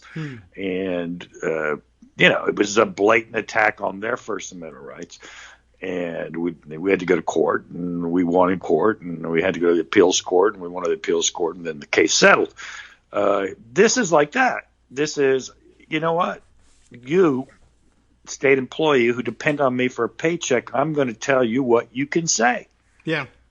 That's exactly what the First Amendment is supposed to prohibit. Now, what you say on the job, that's one thing, okay? We all understand, well, maybe not the pilot for Southwest, but most people understand that when they're on the job, you're representing the company, and you have to, in essence, curb your speech to conform to what needs to be done in the job. Now, of course, university professors are a different breed in general. But this goes further. When it's not his job for the university to be an expert witness. That's something he's doing as a side job. The three professors, they're very prominent professors, by the way, on this very topic. They are truly experts. Smith, I forget his first name, but he's the head of the political science department. Michael McDonald, who you can see on Twitter all the time. And there was a third who I'm not that familiar with, but apparently she's also quite good at this stuff as well. And it's analysis of voting legislation and its impact on voters, particularly minority voters. And Smith and McDonald have testified numerous times while at the University of Florida. That is, they've been as recently as 2018 doing this. Well, in 2018. DeSantis wasn't the governor. Okay. Well, believe it, Lex Luthor was the governor, Rick Scott. And now kicking himself for not realizing the powers. I could have done that. Yeah. Could have proved to himself. What changed? So what changed between 2018 and 2020? That we know. Ron DeSantis became the governor. Everybody knows what's behind this. Yeah. And look, I mean, it's not easy being under anybody's thumb. And am I still here? Yes. Okay. Sorry, because I had an me too. incoming call that I had to decline. And it's hard. I get it's hard. But you know what? I mean, you're disgracing yourself and the university, and it's not going to – every day there's another story on – disgracing the University of Florida and disgracing the administrators of the University of Florida. This is the flagship university. They've worked hard to actually, through those stupid rankings, get top 5 public university rankings. Now their accreditation is being reviewed. They're the accrediting body are they actually doing Southern something or other is being under review because this violates the tenets of the university. Yeah, they don't. That's not the sort of thing that occurs to Ron DeSantis of the world, and I'm sure that even if the most serious thing were to happen, he'd say, who cares about accreditation? I'll start my own accreditation thing and just declare us back. But, I mean, it's awfully serious. It threatens the validity of everyone's degree from the school. Like, you're no longer graduating from an accredited university. It certainly devalues the degree. Yeah. Ugh. I mean, if you're a University of Florida alumnus or a University of Florida student, what the governor of Florida is doing to the value of what you're paying for is a de facto taking. He's taking it from you and if you're a professor at the University of Florida, this is you're embarrassed. Yeah. And, case to be made that it's just the Republican mirror image of the whole, after having shouted themselves hoarse and into a coma practically over CRT, and the imagined crisis there. Is there something different about Republicans telling teachers what they can and can't say, and what they can and can't talk about, or how they, what sort of research can you do? What if the entire field of research that you work in is now disallowed, and you can't testify as an expert unless the governor tells you it's okay? We can hear what you've been researching who is about. The head of the American academic something, or I can't remember. He's a Princeton professor. He wrote a very good letter to the University of Florida. If you find Keith Whittington on Twitter, you can find this letter. He makes the exact same point you're making. Oh, okay. Which is, isn't it adverse to the state if I write a law review article saying, or any article or an op-ed saying, Ron DeSantis is a fascist for doing this voting rights thing, much less for censoring me being a witness against it. Yeah. I mean, how does that not just extend to that? I mean, I don't even understand. Look, again, there's no way this didn't come from anywhere but DeSantis' office. There's just no other way. It's never happened before. They let the guy supporting the legislation testify from FIU, Rubio's buddy. And that happened before. And the most prominent, and these guys are nationally prominent. They're really, they testify all over the country. Yeah, well, right. Anytime you're reading any of the articles we read and we say, so-and-so, a professor from the University of, that's the level of person we're talking about. That's now you this can't guy. have that expertise. He's it's like if you think of election law litigation, this guy is a Rick Hasen. These guys are Rick Hasen type guys. Okay. They are in the academia. I mean, and sure. I don't know that Hasen litigates. I don't think he does. But these guys, they're expert witnesses on these things all over the country. Yeah. They've been studying the effects of such things, and when you have those debates with people, I mean, if to the extent that you're debating with somebody who's working in good faith, I don't know if that happens anymore, but right, you say these voter suppression laws. You say it's voter suppression. What proof do you have that it suppresses the vote? Well, there have been some academic studies that actually control for that stuff, and here are the experts that did them. Oh, well, that's why you can't talk to them. That would help you win. That's the reason. You would be able to defend voting rights adequately and with actual data. And if we do that, then we look dumb because we're just making dumb stuff up and saying it doesn't suppress the vote. By the way, interesting results. Someone was pointing out the other day. I'll have to dig this thing up, but that here in Virginia, while Republicans are celebrating their big win, and of course we were able to reverse all of the damage being done by the evil socialist Democrats because something made up thing in school, 10, 15 different made up things in schools. If the CRT doesn't do it, we'll make up a different story about something else. But pointing out that well, interesting how we got around to it too. Lots of people say, "Well, Democrats they don't talk up their accomplishments, and then they get in and they do nothing, but then they also don't talk about their accomplishments, which are so I don't know how you reconcile those two things. But anyway, in the 2 years that the Virginia General Assembly has been in Democratic hands, they've accomplished quite a bit. And a lot of it in the area of voting rights. And someone was pointing out they expanded voting rights enormously in Virginia and then lost the statewide race.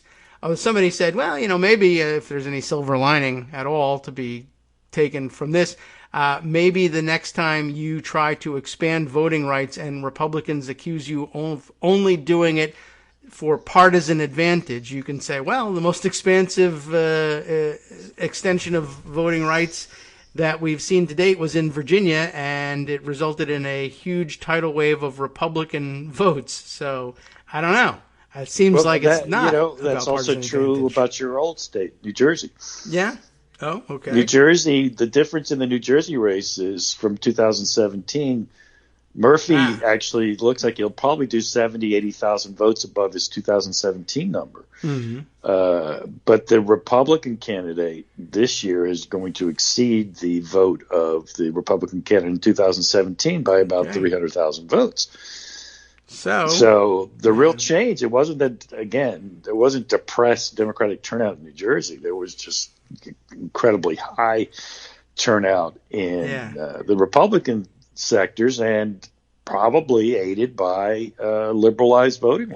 I mean, it kind of stands to reason, right? With your reluctant or apathetic sometimes voters who suddenly get supercharged and activated because of what they read on Facebook. There's, now you don't have to register 8 months in advance, and now you sporadic voter, they call it. Okay, right, and you can mail it in or whatever it is, however you want to do it. The various you can ways. Register the same day. Yeah. And they all thought that, that's obviously a method for Democrats to bring in, I don't know what else, but to cheat and bring people in who don't belong there, who shouldn't be voting. And when the restoring of felons' right to vote, which interestingly, the paleo conservatives come out and say, obviously that's bringing out the Democratic constituency. Although, I do know something a little bit about the demographics of at least this state now, Virginia, and a little bit more. And it's not quite the same in New Jersey necessarily, but the southwestern Virginia stronghold for Republicans that produced enormous additional turnout. There's a fair number of people who benefited from restoration of felons' voting rights there, and they're not minorities. Right. Yeah. I mean, and then as you know, the geography of New Jersey, South Jersey has always been more Republican, and the turnout and the margins down there were huge. Frankly, the closer to New York City suburbs, Bergen County, the Morris County did its typical thing, but Bergen slipped some, but Murphy still won by about 5-6 points in Bergen. Yeah. Even here in Loudoun, the nationally famous shift to Republicans resulted in a countywide sweep for Democrats up and down the ballot. We lost points, but won everything anyway. Yeah, I don't think there was some slippage in the suburbs, and white college voters, but it was mostly these sporadic voters came back out. It was a Trump effect without Trump, which is another story to engage in.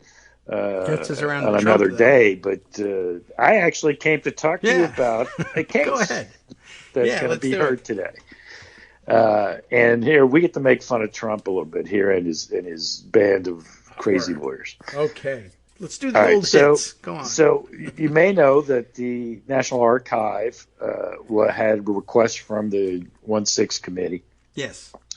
For a lot of records surrounding 1-6, and it's not just that day, but certain categories of records. And you can argue that some of them may be overbroad, should be narrowed. Some of them may reach things that aren't relevant. Whatever you want to argue, but some of it clearly is, and they've gone through it. And of course, the process. There's a law that everybody may know about by now, but if they don't, I'll take a minute to tell you about it. It's called the Presidential Records Act. Yeah. Okay, and what that means is that once a president leaves office, he loses control of the records, direct records, with a caveat. But while Joe Biden controls all his records right now, they are not at the National Archives. Everything in the executive branch of the Biden administration is under the direct control. Obviously, delegates it, but it's under the direct control of Joe Biden. And if you want to get those, you got to subpoena him and overcome things. All right, but now, Donald Trump's presidential records are different. He's an ex-president, and once you become an ex-president, all your records go to the National Archives. Now, before the Presidential Records Act was passed, it was an open question who owned presidential records. Right. They were just the presidential papers back in those days, and it's reasonable to expect that maybe he was going to carry them away with him. Right. The olden days. Richard Nixon, of course, litigated many cases about his records. Of course, not just the famous tapes case, which when he was president, and many other executive privilege claims that he argued. There's a lot of the executive privilege law has been developed by Richard Nixon. Right. Of course, historically, the first one to claim it was George Washington. And, Congress accepted it, and we've sort of accepted it. Now, there's nothing in the Constitution. Show me in the Constitution where it says there's such a thing as executive privilege. I don't know. Yeah. There is nowhere in the Constitution except if you take the words, the executive power is vested in the president. Mm-hmm. Does the executive power necessarily include executive privilege? Well, George Washington said it. No one sued him. They said, okay, I guess I'm not getting it, and they let it go. And it sort of became a thing. And, of course, again, it's Richard Nixon that really develops the law in this. And he develops it both in the criminal context and the most famous case, Nixon versus the United States, when he has to turn over the tapes. But then later, and in other related cases on that front. Mm-hmm. And later, of course, he develops it in two ways. One, he claims afterwards that they belong to him, and the governments took it from him, and they have to pay him for it. And he won that case, believe it or not. Not all of it, but apparently some of the records were his. He said, or the government said, well, it's not clear, so you get some money. Mm-hmm. I think he got like $1 million or something, which is not nothing. And it was a lot more back then, but it's kind of interesting. That's the case that's kind of interesting. And then there was two laws that passed. One was the precursor to the Presidential Records Act. I can't remember the name. It has maybe another initial in there, Management Act or something like that. But anyway, it was the precursor. It's pretty similar to that. And Nixon challenged that law, saying it violated executive privilege. Mm-hmm. By letting the archivist look at his documents. Oh. Okay. And it also controlled the documents, and he said, I get to assert executive privilege, and this violates my right to executive privilege, and yada, yada, yada. Now, it was a facial challenge to the law. It wasn't a specific, you're releasing these documents. And it really concentrated on the National Archivist being able to look at the documents, saying that violates executive privilege.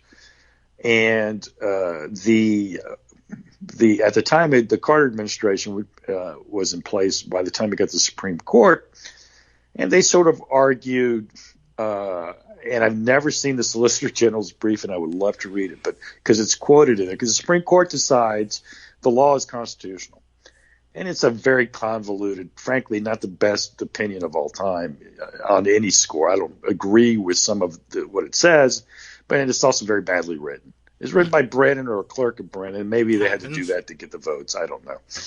Okay. But the bottom line is they come out and say, and there's a quote, and it's true, but it's axiomatic, it seems to me, that it's not even the question, which is that the executive privilege that you have over documents of a former president outlive that presidency, that term. Mm-hmm. Well, of course they would. That's the whole point, right? The documents themselves retain their character if they have it. Sometimes they don't. But to the degree they have it, they'll still be privileged documents even though the guy's not president anymore. Because the whole idea of the privilege is, to encourage confidentiality, and we need it to be the executive and deliberate. Right. I mean, if you buy that, and maybe I do a little bit, but not sometimes. A whole lot, to be honest with you. You have to buy it. So okay, who gets to exert the privilege? Right. It's a presidential power.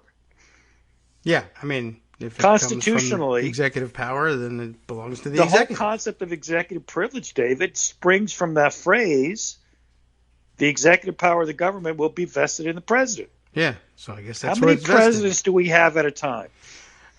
Yes. Well, there was Individual One when he was president.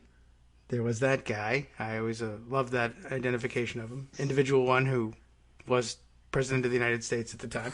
But yeah, usually just one. We only have people one get in trouble when they try to exercise presidential power.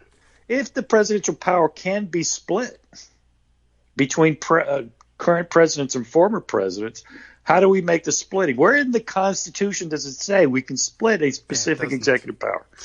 No, and I guess the settlement has always been, well, to the extent that you can convince the current president that, one, there might be some protection necessary, and two, that they might be interested in some protection after their president later on too, and so therefore pay it forward, essentially. Well, that's how it works. Yeah, that was the settlement that they came to. But I just mean the whole structure, because Nixon argued that this violated the separation of powers, this law, that Congress was saying what happens with executive branch material, which is a sound argument. You could argue that only the president gets to decide what happens absent compelling need. But, of course, the problem is Nixon, the U.S., sort of overthrew that because it said it's a qualified privilege that can be overcome. Okay. And if that's the case, then Congress could probably legislate in the area. In the opinion I'm talking about, which is, if you want to look it up, it's Nixon versus the administrator of General Services, who I guess was the right party to sue. And it was decided in 1977. But anyway, he argued it violated the separation of powers. And they said, no, it doesn't, because the current office holder, the way the structure is, it's pretty similar to the Presidential Records Act. The current president gets to assert privilege, and you can challenge it. So we have the same setup. So there's not a separation of powers argument problem. They did something that I still don't understand why they did, and it's why we have this controversy today. Now, the Presidential Records Act, which is the law in place now, has a whole convoluted process for how it goes. Someone asks for the documents, and by the way, it can be anybody on a FOIA request, or frankly, if you're in a lawsuit, you can serve a subpoena or request to the National Archives, and there's a process. Okay, so your request for presidential records goes to the archivist. And the archivist looks at your request and sort of looks at the document at your request and says, all right, let me look at these things. Okay, I have this that's responsive. I found these 100 pages that are responsive. In my estimation, 10 of them are impinge on executive privilege. But, the current president might disagree, so I'm submitting what I've decided to him. Yes, okay. Analogy. He is the parliamentarian in this situation. He's a sort of a parliamentarian who can be overruled by the president. There we go. In both ways. The president can say, you know what? Whether that's executive privilege or not, I'm not asserting it. But more often, they extend beyond what the archivist has decided. So instead of not just these 10 pages, I'm going to add these 30, what have you. Okay. So when it involves a former president's papers, the former president is notified, and after the review of the president, he gets to also review and say, "Well, I think these other 50 pages should be withheld on executive privilege grounds." And he says that to the current president. The current president says, I agree, or nope, sorry. Okay. And then the former president is notified that the current president has made his decision, and the archivist is going to turn those papers over 30 days after that notification, unless they give extensions and whatnot. All right. And that's what's happened here, except absent a court order stopping it. So the former this is interpreted as the former president having the right to go to court. And I don't think that's really correct. I think that he has another chance to try to convince the current president, who is, as we've been told many times, the holder of the executive power, which includes executive privilege. Nobody can convey the executive privilege of the current president. So I actually do have a separation of powers argument about the Presidential Records Act, and that is that it implicitly seems to be giving some aspect. If you give him the power to go to court, you are giving the former president an executive power that violates the separation of powers. Now, this hasn't been argued in this case by the proponents, though it was argued by Norm Eisen and his group, the Government Accountability Project, saying there's no way you can't do this. This actually impinges on the current president's power. His decision to invoke or not invoke the executive privilege.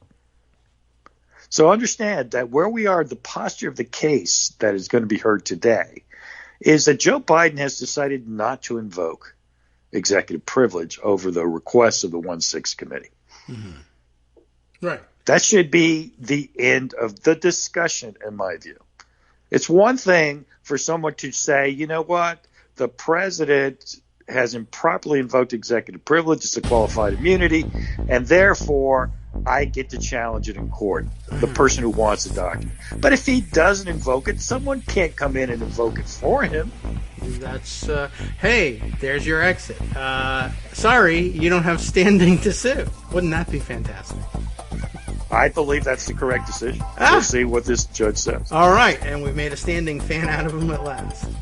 Okay. No, I mean, I'm a big fan of the separation of powers. Hi, it's me, David Waldman, the same guy who was just talking to you a second ago.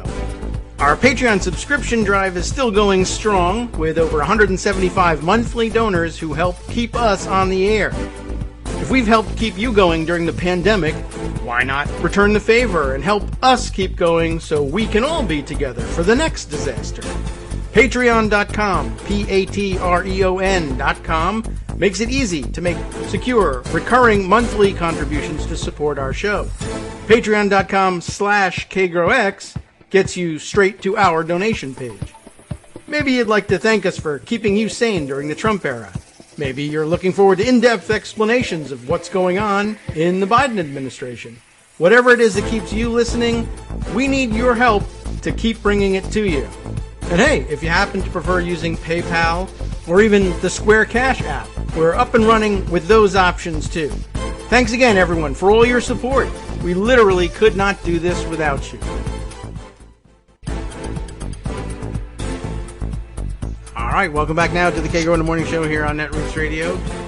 Armando's still with us, and we're still making our way through. This is great. What we set up at the end, we've made fun of people's or the court's willingness to dismiss things on standing grounds in the past when they've conjured it out of nowhere. But here we actually might want to land there. It's a good question. Why would a former president? Why would anybody who's not the president have the ability to invoke executive privilege? And they really don't. It's just a matter of whether or not the current president thinks it's in the long-term interest of the office of the presidency to grant them a favor, because they're going to want a similar favor later on.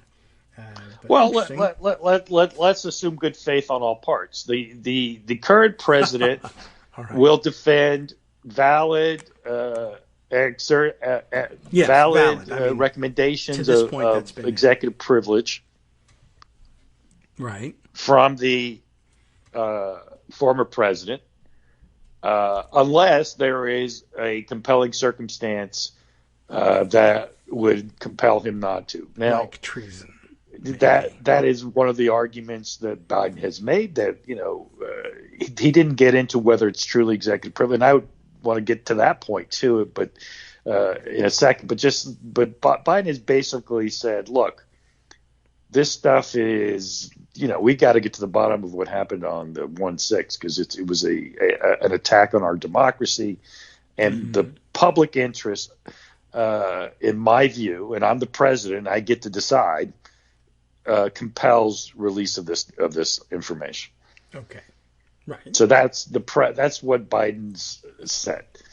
All right. So where were we? Well, so the reason why to get back to the standing separation of powers argument, David, Congress can't confer, in my view. It can confer standing on people, but it cannot confer executive power that it does not possess on a private citizen.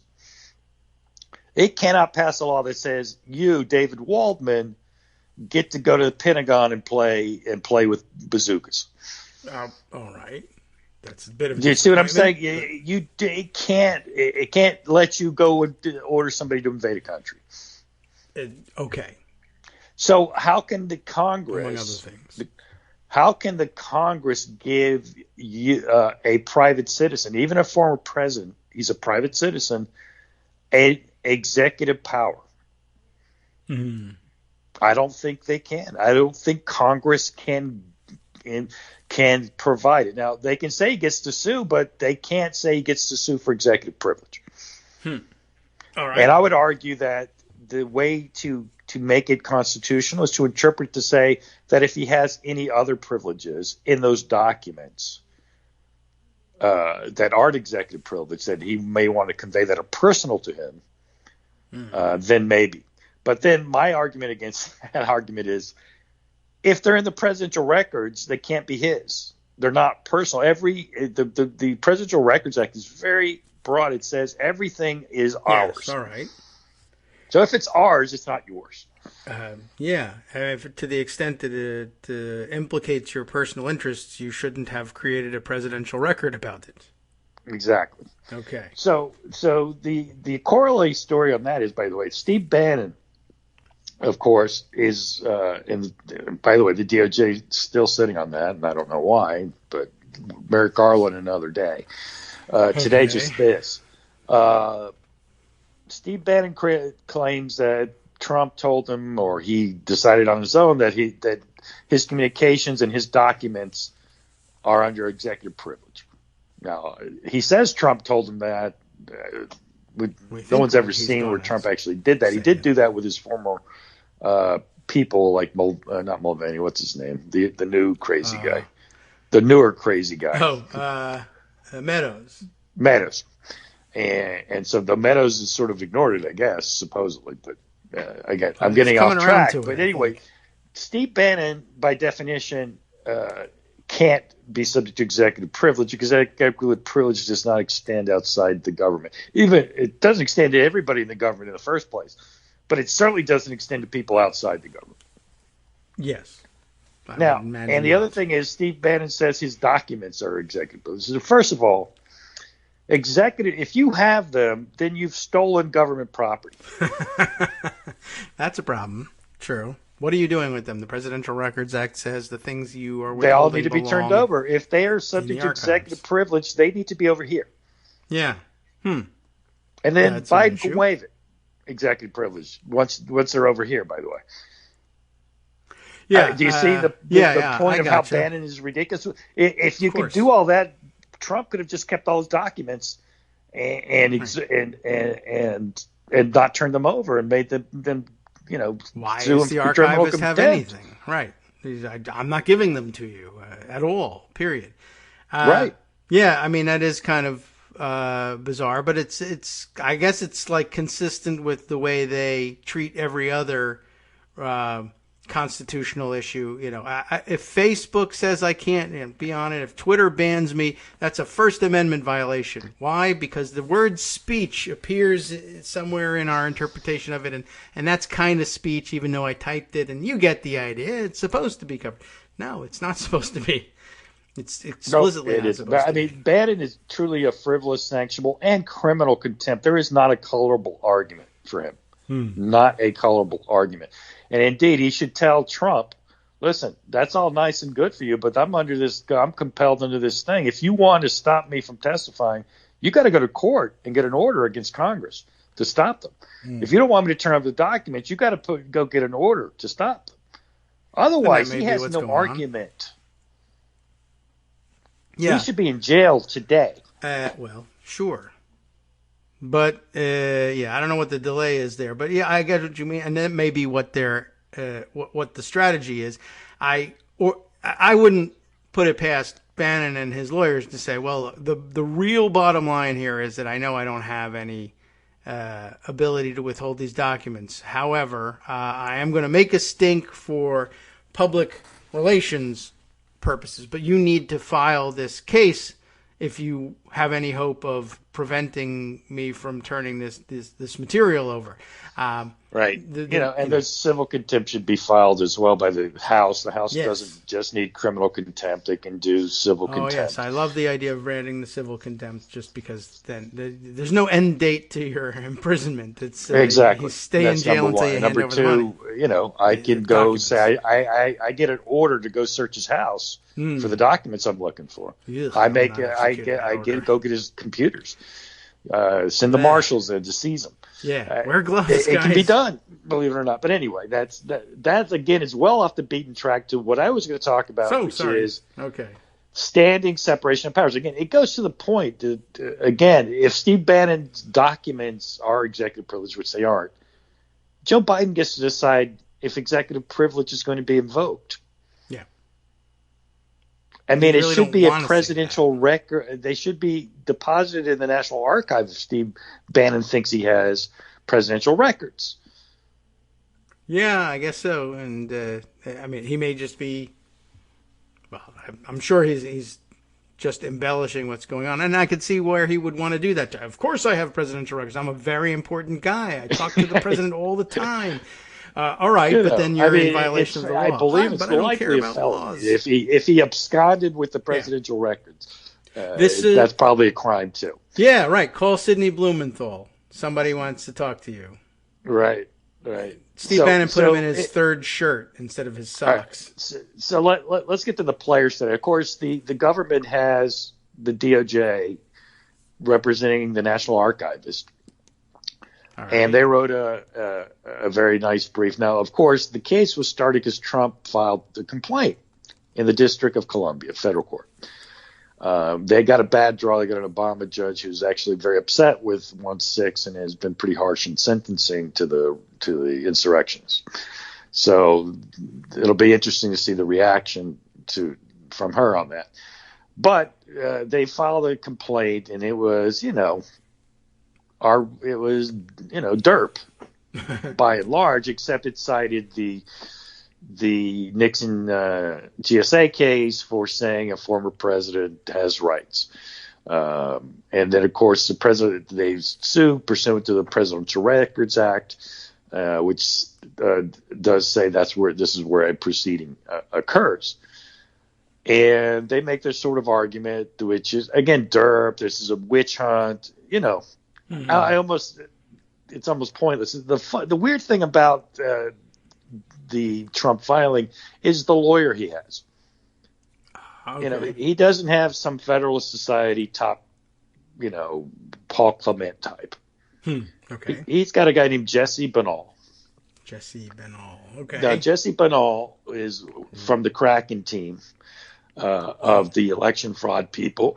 He was in the Nevada challenges, which people long forgot because, it was ridiculous. That's how well he did. And he was less crazy than the others, though he was plenty crazy. All right. He didn't get involved in the Michigan thing and have God, I've forgotten all the permutations of the craziness, but he didn't get sued by Dominion for defamation and stuff like that because he didn't say things about them per se. He'd talk about dead people voting and stuff like that, as opposed to Venezuela fixed the election. But he's not a good lawyer. I don't mean this. I mean, for them, he's actually a good lawyer, but he's not the top of their world. Okay, I see. Normally a former Republican president would have, the whole Federalist Society. Oh, yes, true. There. And even on something like this, they maybe could have taken a position, a former president and the scheme and this and that. And of course, if John Eastman wasn't crazy, he would be the guy doing it. But now he's sort of discredited, so they went with Jesse Binnall, who is slightly less discredited. So, the work product reflects that. It's, as I said yesterday, Paul Clement argued a gun case because he's the NRA's go-to guy. And for this court, he's a great advocate, right? They love him. He's very articulate. He makes the arguments the way they like. And that's the kind of guy you'd want arguing these things. And maybe Trump can get him at the Supreme Court, but I don't think Clement can do it, and I doubt his law firm would let him. At this point, he's at a major law firm. Okay. And so the United States has the government, the Department of Justice, the brightest people they have there on this. It's a fellow named Boynton who's basically been arguing all the cases, or certainly on all the briefs. Like he did this SB 8 brief and which is the Texas abortion law brief and many others. So their brief was quite good, and they drew within the lines. They didn't make the arguments that Norm Eisen made and that I prefer, but they made a very good argument that the structure of the decision in Nixon versus GSA makes it clear that while the former president's opinion may have some weight, the current holder of the office is in the driver's seat, and you must really show a high bar to overcome his decision. All right. And sure that's right. And then they find all sorts of other deficiencies, just legal procedural deficiencies in the filings. And here we go. So that's been teed up. So the DOJ has the conventional pretty much slam dunk argument. To me, Eisen has presented the better argument because I think it's frankly sounder constitutionally. If you believe in an executive privilege and you believe it's fully vested in the President of the United States, then it's Joe Biden's to exercise, not the former president's. I really don't know how anyone is saying you can't, that can be defeated. But, as I said, it's not the principal argument of the government. Their principal argument is that while the former president may have some say, the current holder of the office is the one who really calls the shot, unless he completely abuses his discretion or something like that, which, again, I find conceptually bad as constitutional law, but it's probably going to carry the day. And they're having a hearing today, and when Trump loses, he'll presumably appeal to the D.C. Circuit or ask directly to bypass the D.C. Circuit to go to the Supreme Court. Sure, why not? And the reason why he needs to do that is if he does not have a court order in place by November 12th. All right, that's coming up. Then the National Archives will turn over the documents. All right. So I guess that's it. He has their hearing today. When I guess sometime between now and the 12th, I would expect a decision on Monday. All right. Pretty quick. The judge knows that time is of the essence. If you put it, that gives him the 8th. He's got 4 days to get a stay in either the D.C. Circuit or in the Supreme Court. I assume the D.C. Circuit will probably give him an administrative stay, but they will expedite and probably decide in 10 days or 12 days after that, putting you right around Thanksgiving. So it'll be teed up, I would assume, for the Supreme Court in the first few weeks of December. Will they hurry it up? I don't know. That's a good question. I mean, they should, obviously. But, they may want to play around with it. They may want to issue a stay and futz around with it for 2 months. We'll see. I mean, they did accelerate the Texas SB 8 case after a lot of outcry.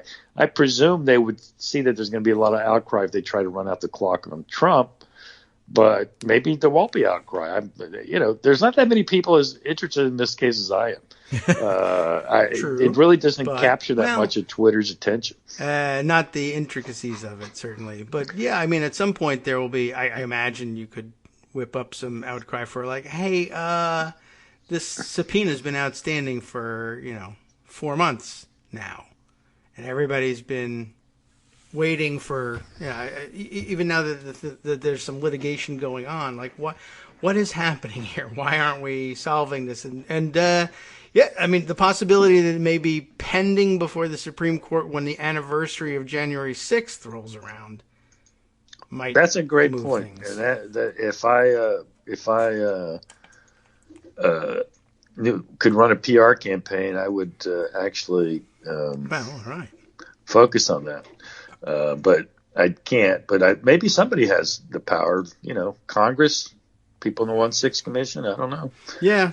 Well, all right. Now we have the task laid out for. I mean, hopefully the thing gets resolved before then. But yeah, I guess the price of deciding to try to just let things linger and see if we can help Trump run out the clock, if that's the idea that conservatives on the Supreme Court have in mind, they do run the risk of people saying it's been a year. This was an insurrection. Let's do something. And it would be so obvious to people if, you just have the Supreme Court twiddling their thumbs over this thing a year later. Already everybody's, that's the sort of thing that would sweat Roberts some. My God, the integrity of the court. Everyone will know we're obviously political if we are sitting on this, what should have been open and shut case, and allowing him to run out the clock on the only alternative that the Congress had to investigating an actual insurrection that smashed its way through the doors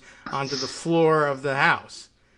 And we really can't get anywhere? I mean, the one other side of that, of course, is that they were trying to supposedly finish by the end of the year, which obviously is not going to happen.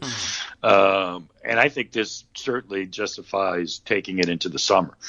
And having, if it was me, I'd be planning big Watergate style hearings around that time myself. Yeah, I mean, I guess so, because I don't see how you just wrap up and say, well, we tried to get some information, but they litigated, and you know how it is. We just gave up. I don't know. You want to carry that into the election? I guess they could go that way. Sure. Presumably they won't. We will see. Right. Okay. Good luck.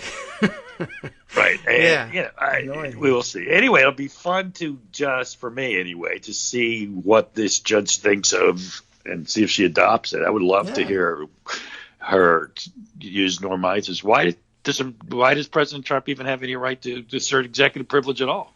Yeah. He's not the president. Only the president has have the power to exert executive privilege. Well, because that case sort of said that he has to.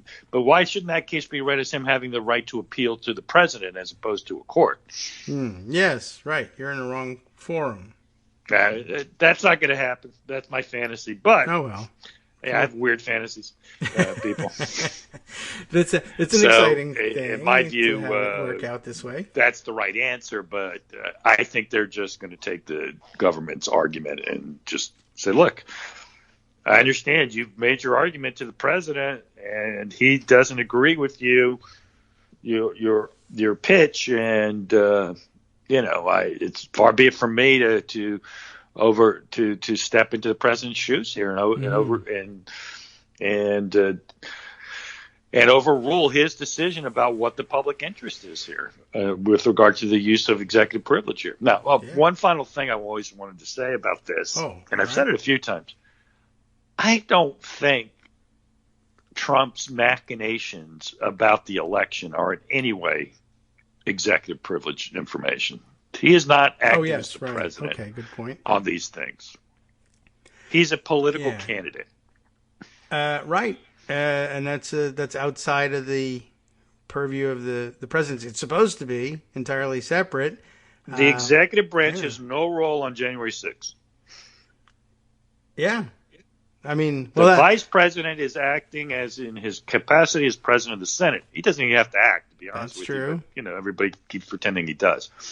If Pence didn't show up, the world wouldn't have ended. Whoever, McConnell or whoever he designated, or the president pro tempore, or whoever it was, would be the president of the Senate. Grassley, I think, was the one who was going to do it. Right. Yes. And true. There's no role in this. You know what? Trump probably had a better shot with Grassley. Grassley's just senile enough. He would have. He should have tried that out. He probably could have convinced him of that. I would be interested to see. I wish we could replay that one. I mean, although I would never have guessed that Pence would have said, "No, I just can't do it." I imagined. If you had asked me, I would have thought he'd roll over somehow. I thought he wasn't going to show up. I thought he would talk Trump into letting Grassley do it. Said it will look better because I'm a candidate. Why don't we have someone who's not a candidate? I'm surprised that didn't even come up in the conversation from Pence. Like, this really would look horrible. You can't have me rule myself vice president again. Make somebody else do it. That's true. But the fact that it never occurs to him is, revealing about Pence. Not a surprise, but the real surprise was that he said no. I don't understand what brought him around to that. I've been told what the explanations are. I just don't believe any of them. I believe that they talked. Okay, yeah. Did he talk to Dan Quayle? Sure, probably. Did Dan Quayle convince him? Again, maybe. I just don't understand it. I thought Pence was more had become more of an authoritarian by serving with Trump, and I'm surprised that he didn't. Look, I don't think Pence is a very bright guy, and he probably didn't understand the ins and outs, but he must have known instinctually he can't this just feels do wrong. this. Yeah. The whole Jefferson story is nonsense, and the Adams story is nonsense. These are all nonsensical stories about the president of the Senate being able to do that. And there's a guy who did actually a study of the congressional annals. I could find that. I don't know why we got into this topic, but that's just an apocryphal story. They didn't do anything. Mm-hmm. The tellers went and counted them and said, these are the votes. And Jefferson said, okay. And Adams said, okay. All right. Oh, I mean, it's not like he looked at them and said, oh, well, they're out of form. Well, the Vermont one was pretty funny in the story because Vermont was the one that got Adams the victory, and they were the decisive votes. And the objection to the Adams, to the Vermont electors, was supposed to be that the selection process did not comply with the Vermont Constitution. Now, you wouldn't know this, but the big argument that has been made is that state constitutions can't override the manner selected by a state legislature. So, okay. I mean, then John Adams didn't realize that independent state legislature wasn't bound by the state constitution, so he really didn't have a problem. Okay. Again, that's just inside baseball for Section 15 independent legislature, 12th Amendment fans who are legion. There are dozens and dozens of us. They're all over the place. Well, Look, we get into the inside baseball here. It's not uncommon in the least. Actually, it reminds me of something that came up yesterday, right after the show, and I we discussed it extensively on the show because I had gotten a question about Senate procedure and rules changes and stuff, and the person I got the question from was Lisa Iannucci, frequent listener, who sent something in and attached a CRS report about it was procedures for considering changes in Senate rules was the title of the CRS report. But I'll just bring this up because we like to talk about the excitement of having your own theories on things validated. And Anyway, I was thumbing through it for different reasons, but I came across a section in here about the continuing body theory of the Senate, which we've talked about in the filibuster capacity. But this is an interesting passage here, and longtime listeners and readers of Daily Kos might recognize why. I'll just read you this paragraph here and then highlight a bit. The principle that existing Senate rules remain continuously in effect is based on the premise that the Senate is a continuing body that never has to reconstitute itself afresh. That is, elected 1/3 at a time, right? The argument can usually be viewed as involving two separate propositions. And the first one is the interesting one. There is a straightforward sense in which the Senate is unquestionably a continuing body, namely that, ready for this, even at the beginning of a new Congress, when the terms of 1/3 of the senators have ended and their successors have not yet been sworn in, a quorum of the Senate, which under the Constitution is a majority of the Senate, remains in being and could, in principle, do any business within the power of the Senate. Everyone recognize that one? That was, of course, the heart of the argument that at the very end of the previous Congress and before the new Congress was sworn in and the Trump administration was later sworn in, that the remainder of the Democratic Senate, or what would then be a Democratic Senate composed of 66 or 67 senators, could have accepted a communication from then still President Barack Obama nominating Merrick Garland or anyone else. Now, in hindsight, perhaps not Merrick Garland, but anyone to the Supreme Court, and the Rump Senate could have taken that up and considered it and nominated or confirmed anyone to the Supreme Court. And only then, after taking advantage of the fact that without swearing in the newly elected and re-elected senators, there was a significant Democratic majority, enough to invoke cloture, or actually you wouldn't even have to invoke cloture at that point, but to confirm a Supreme Court justice, and then, only then, begin with the swearing in of the new senators. And of course, the Federalist Society went crazy and said that was absolutely insane. I wish I had this. This was a 2013 CRS report. I wish I had it on hand at the time. So, anyway, I thought you would enjoy that. And then while I had you, and it reminds me that Virginia, you have 2 months to disempower young people. Yes, right. Well, we do what we can, but of course, I'm not sure where to park those powers if we'd be vesting them in a General Assembly that will be Republican. But make them undo it. That's all right. But I'm not opposed to making them undo it. They might screw it up. So, who knows? All right. Well, thanks, Armando, for coming in. Appreciate having you around. It was good to have you. Hope to do it again soon sometime. Always welcome. Now, though, time to hand things over to Justice Putnam for the West Coast Cookbook and Speakeasy. We'll see what he has on tap from around the country and around the world. We'll sample it after this. From netrootsradio.com, you have been listening to Kagro in the Morning with David Waldman. All right, well, I enjoyed having Armando as a captive audience to force a reading of that CRS report on him. Anyway, appreciate his coming by today. Now stay tuned for Justice. As I said, he's going to be looking in on the Kyle Rittenhouse case, becoming an important and controversial case once again.